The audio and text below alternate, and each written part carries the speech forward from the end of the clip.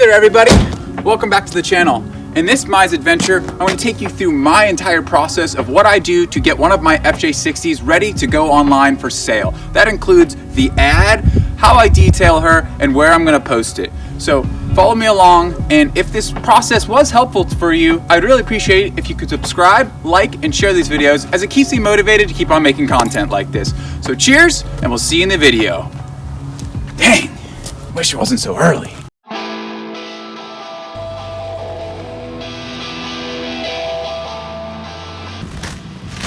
All right, we made it to the fj60. Let's go pull her out of her slumber to go give her a little bit of a bath.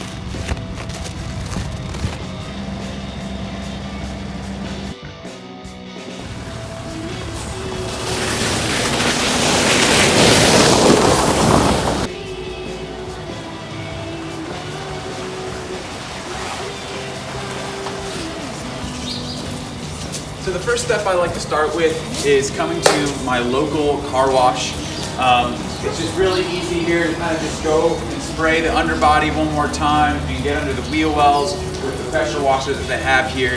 That's one thing that I like to come and do because especially right now during winter, there's salt everywhere, and anywhere you drive, doesn't matter, a gravel road or even sometimes pavement, there's gonna be stuff getting on your quarter panels, and you do not want to show that in the next step, which will be taking photos.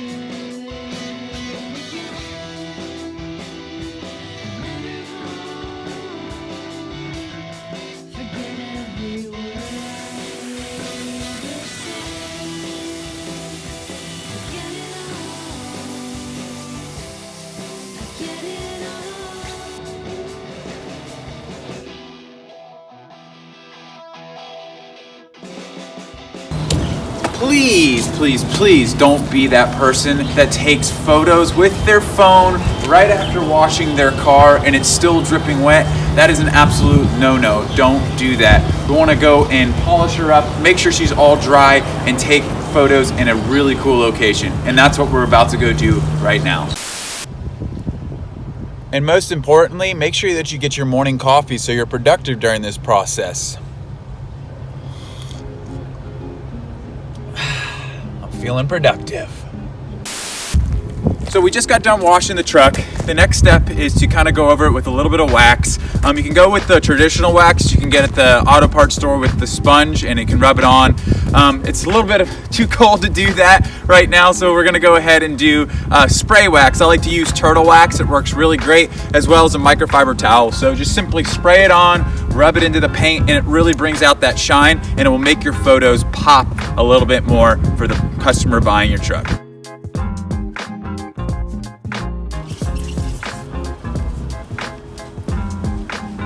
You also want to make sure that you get your dash all nice and clean.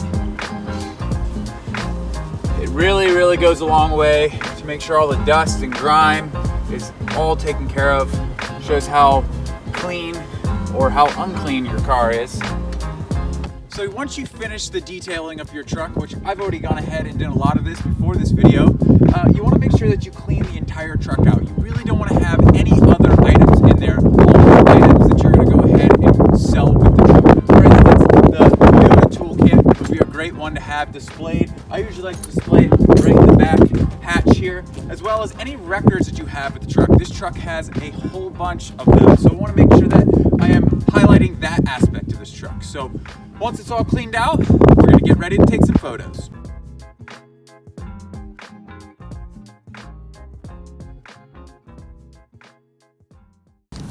So this is where the rubber meets the road.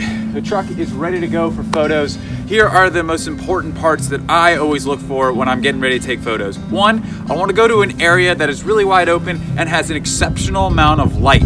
Right now, it's fairly early in the morning and I have just enough sunlight that's facing the truck to really make it glow and bring out any imperfections that a buyer might want to see. The next thing you want to make sure that you're going through is the number of photos that you're going to get ready to take. So you want to take just enough photos for the customer to see exactly what they're getting, as well as you want to think about when you're taking the photos that certain platforms, depending on where you're selling your truck, Facebook Marketplace, Craigslist, eBay, BAT, whatever it may be, only has a select amount of photos that are allowed to be uploaded. So you want to make sure that you're not taking too many, expecting to upload all of them. just make sure that is something that you are really thinking about as you're taking the photos.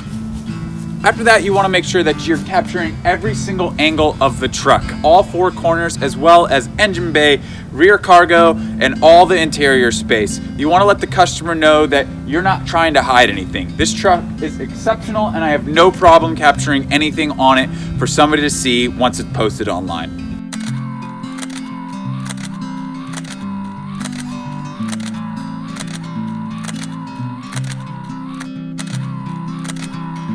We're done with the photos. What's the next step?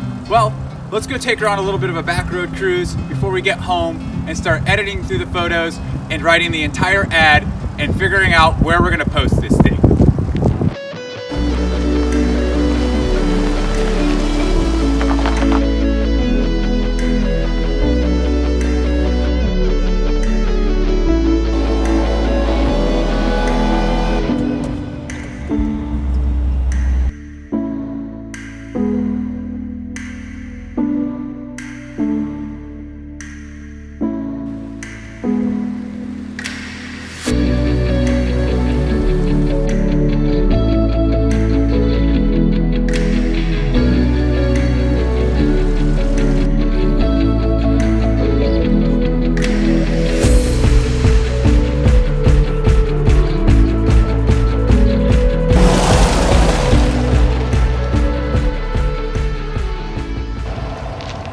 Well, that's enough back road drivings for one day. We need to get back to the office, get this old girl online. So I'm gonna take you through the process of how I create my Landcruiser ads. So let's get down to the office and drive her one last time before she goes up online. Well, we just got back to the Mize Adventure headquarters and we're getting ready to go through all the photos that we just took.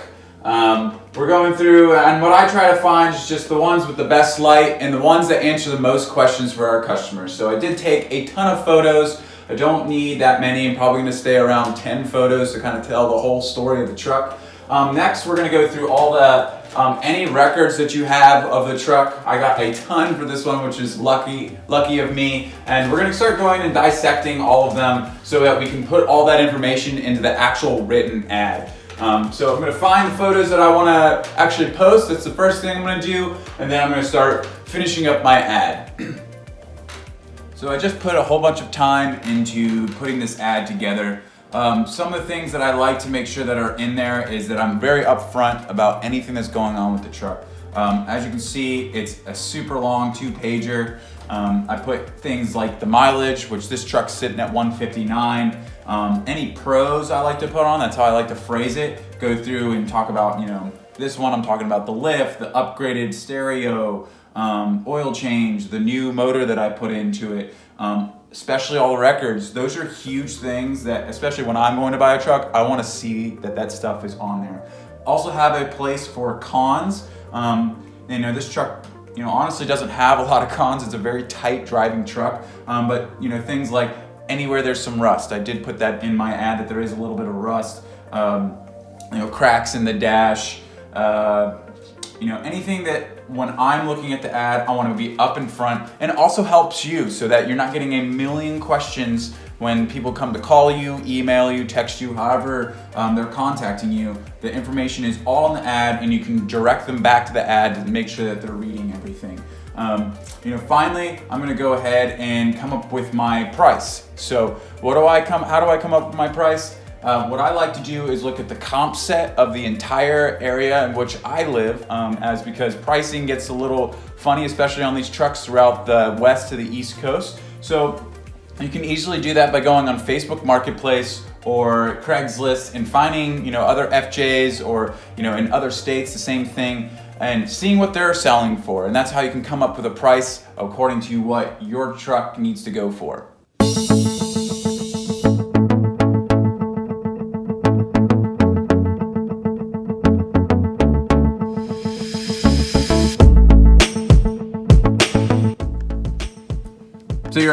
So your ad is finished. The last couple things you want to look at before you hit post on it is how you put your photos together.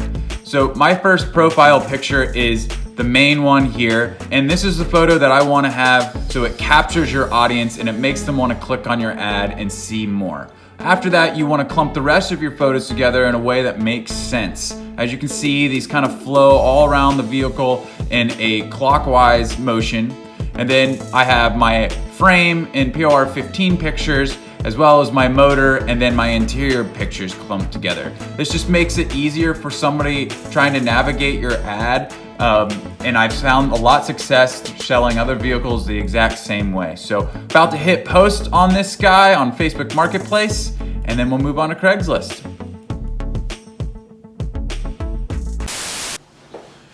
Alright guys, that's going to conclude the video on the art of selling an FJ60 or any car for that matter. If this video was helpful to you in any way, I'd really appreciate it if you could subscribe, like, and share these videos as it keeps me motivated to keep on putting stuff like this together for you. Cheers, and I hope you enjoyed the video. And now that this truck's online, I heard there's another FJ60 for sale. Gotta go get her. Yeah, that's not happening today. We're waiting till summer.